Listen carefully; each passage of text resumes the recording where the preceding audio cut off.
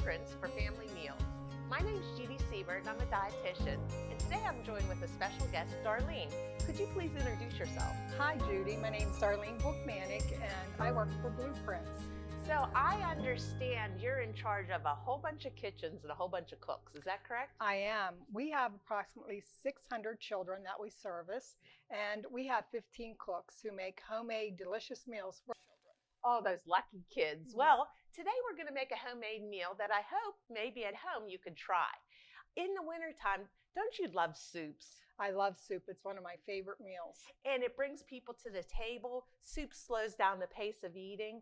And truth be told, it's relatively inexpensive. Yes. So guess what we're making today? Soup. Very good. And a specific type, it's lasagna noodle soup. So we all love lasagna, but it gets a little bit labor intensive in the oven. So we're going to use all the ingredients for lasagna, but make it a soup. And then we're going to do, to be a complete meal, we're going to have a salad. You want to talk about the salad? It's simple as could be. So we purchased this salad already prepared for us, and it has all the ingredients in it. And it's a sweet kale salad, which the children will love. And adults too. That's a very good one. And then the final thing, we're going to have soup, salad, and breadsticks. Do your cooks do breadsticks? We do bread, Judy. One of my favorite memories of being a child in school was the fresh baked bread that you could smell cooking in the school. So each one of our cooks now at Head Start will make fresh bread so that the children can also smell that to get them prepared, ready to eat. That's actually a good point. We want to smell this food. It just gets us going and makes us look forward to it. So we're going to have the breadsticks, and I'm going to start right now with my Instapot. I'm going to turn it on and put it on saute. The neat thing about an Instapot, it does pressure, it does slow cooking, it does rice, it does yogurt, and it does sauteing. So we're going to use a really lean ground beef, and we're going to add that to the Instapot, and it'll saute that. About how much ground beef did you use, Judy? So maybe we could post a recipe, but it's a pound of ground beef, and then we're going to use mushrooms. Now, here's the thing. You put in whatever you want to put in. If you have mushrooms, if they're on sale, that's fine. I'm going to put in a red pepper. The interesting thing about peppers or vegetables, whatever color provides some other type of nutrition. So red provides something, green, yellow. It also provides color. Exactly. Sorry, Judy. I always tell my cooks that the children eat with their eyes more than they do their taste buds at this time, at this age. And I believe that's true of most adults too. If it looks appealing, they're more apt to try it. That is an excellent point. So I'm going to do an onion, and I'm going to do a small dice, and it's really kind of easy. You cut it in two, then you cut down 2 or 3 times, and then you do all these, whatever width you want. I hope to do this without crying. And there's a nice, well, this is more of a medium dice, but I'm going to add that to the beef. And set this aside. And then garlic. You can't go wrong with garlic. I'm just going to throw that in there for flavor. The red pepper and the onions go in. And then once I get that sauteed and browned in the Instapot, I'm going to actually add for the broth, chicken broth. And then we're going to throw in whatever noodle you like. It could be lasagna. We have these wheels for the kids because it'll probably be more fun. Right, more fun for the children to try. That's right. Another thing I always recommend is seasoning.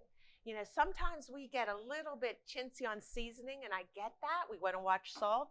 But you picked out this Italian seasoning today. Yes. And that has a lot of parsley, garlic, oregano. And I'm just going to be kind of generous with it and season that up. Again, the kids, although they eat with their eyes, they want good flavor too. That's exactly right. And some people tend to think that if it has a lot of seasoning in it, the children will not eat it. And it's been our experience at Head Start that the better flavor the food has with season, the children tend to eat it. I totally agree with that. I used to work in nursing homes, and they were really stingy with the flavoring. And you want to make food taste good. Exactly.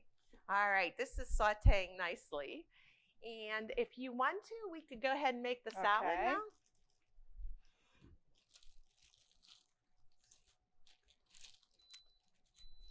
I think kale gets a bad rap, don't you, Judy?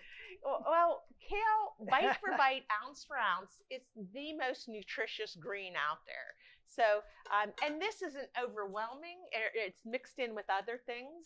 Exactly. We're going to add some, it looks like these are sesame seeds and cran raisins. Again, lots of nutrition and flavor. Mm-hmm. And then this is a Caesar dressing or what? Poppy seed. Yeah, that's right, a poppy sweeter. seed dressing. You know, a lot of times people will eat a salad if it's out of a bag and presented, but when they have to go find and julienne and dice up, it's a little bit harder. So I'm a big fan of using the pre-bagged salads. We are too at Head Start because it's much easier for us to be able to serve the right. Sorry about that. Go ahead. It's much easier for us to be able to serve the right portion. So we have good portion control and we're not wasting a lot of food whenever it's pre-cut. I'm going to set this here. So the ground beef is browning nicely. It sure smells good, Judy. Yeah, I wish you guys could smell this. It really smells good. So what we're going to do is add a can of crushed tomatoes. And then I put this in almost everything Italian, is the tomato paste. Now, the interesting thing, a lot of kids or adults don't like tomatoes. And you know what the funny thing about that is, Darlene? What is it? If they don't like tomatoes, that's fine. They tend to eat tomato sauce or spaghetti or Italian food. And the concentrated tomatoes have more nutrition than a fresh tomato. So if you're one of those picky people out there that don't eat your tomatoes, it's all right by me. Right. Well, the joke at our house is my Alexis, she loves tomatoes, and Michael Mann doesn't. So when we have a salad and it has tomatoes in it, she'll say to Mikey Mann, she'll say, "Don't you like ketchup?"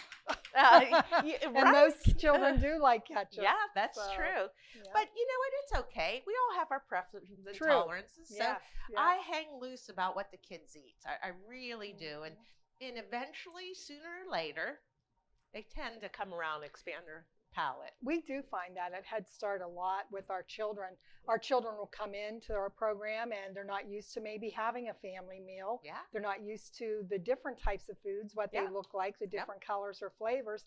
And once they see their partners, their peers eating it, then they tend to try it. And we tend to try to get them to have it on their plate, everything that we cook, by using a thank the cook bite. And we replace cook with the name of the cook of the person who's cooking the food for them.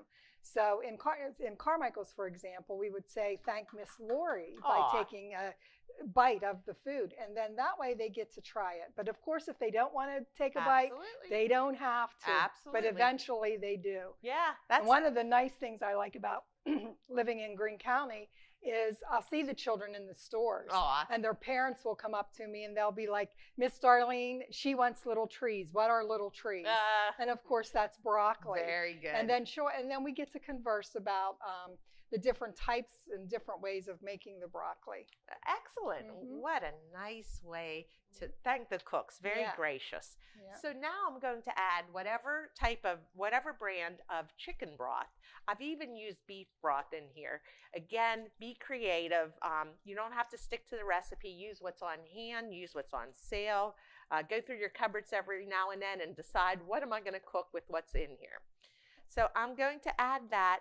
And then there's a couple ways we could do this. Again, be creative. I could put the lid on this and pressure cook it for a little bit, or you can let it continue to saute and boil. And then once it reaches a boil, add again whatever noodles you want. Crush up, if you only have lasagna noodles, crush them up. Egg noodles, fine. So go through the cupboards, clear them out, throw them in here. And we'll let this simmer for about 9 minutes, the same as long as it takes to cook whatever the package says. And then when we're done, we're going to give children another option where they could add different types of cheeses on top. To me, once you add cheese, that's our hook to get the kids to eat it. So we have ricotta cheese and we have a mozzarella and Parmesan blend. And they could add that. We're going to sit down and serve family style. And one good way to get kids to the table. I would say a great way to get the kids to the table is let them participate in making the meal. So Excellent. if you have the lasagna noodles and you need them crushed up, that is something that a child of any age could do to add to the pot. That's fun. That's fun. And Yep. get out some aggression. Right. Kind of wish I had them here. But we're just going to add these choo-choo wheels. I think they look cute. We're going to add them in, let them cook up, and then we'll welcome you back for a great meal. All right, so I did use the pressure cooker on this. Now, the thing with pressure is steam burns, so you got to be very careful when you let the steam out. And then you have to wait for it to completely decompress and all the steam to get out, and it'll be locked, and then it'll unlock, Right. and then dinner is served. Of course, Judy, I remember whenever I was young and my mom used to use a pressure cooker on the stove. It wasn't Scary. It was very scary. It wasn't electric like this, nor did it, seem to cook quite as fast as this did. So Yeah, they've made great progress. This is very safe, but again, the steam can burn, so you don't Oh, want any yeah. children around Yeah. when you're doing this. Yep. So as soon as the pressure's relieved, we'll open it up. We're going to serve family style. We're going to put it in one common bowl, and then we have kid-sized plates. And what's neat about the children's-sized plates is that half of the plate should be vegetables. Right. Hopefully they eat it, maybe not, but we'll keep our fingers crossed. A quarter of the plate's the starch, and what the breadstick is a half a servings of breadstick. Right. And then a quarter's the protein. So we have a nice little bowl we're going to put the lasagna soup in. And we can't forget the dairy, Judy. Oh, All you're children right. should have dairy products with their as their drink Yes. or water. Correct. We shouldn't correct. be giving them juice or pop or anything that would add the calories to them except for dairy. I couldn't agree with you more. Water and milk should be their choices. Yes. Every now and then, maybe a juice, but juice tends to doesn't quench their thirst.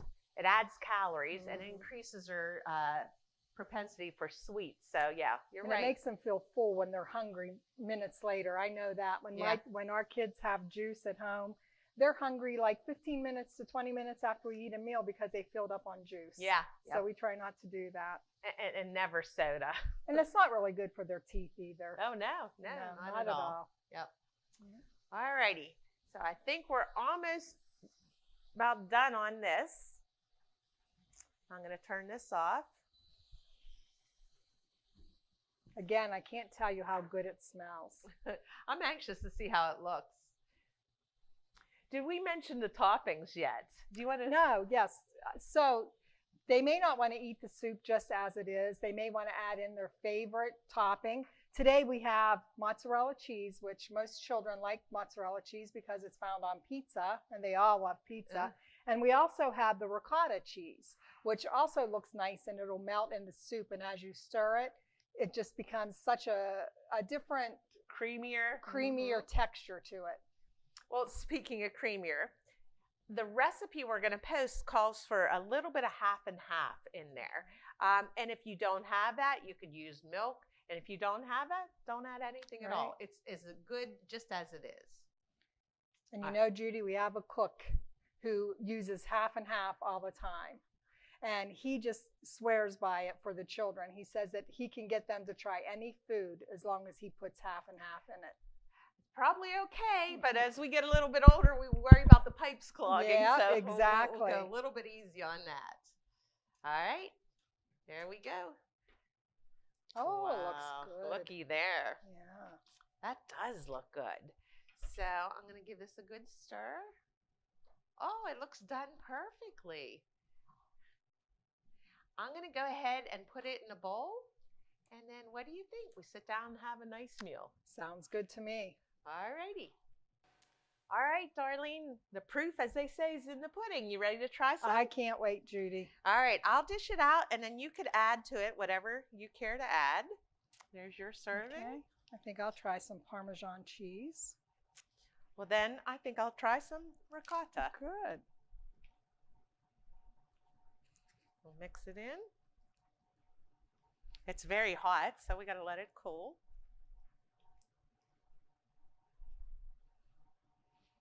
I like this small portion, Judy, because sometimes whenever you overload a child's plate with food, they become too Overwhelmed. anxious, too Mhm. overwhelmed with Yep. it, and they won't even try it. But if you start giving them small portions, Perfect then size. they may.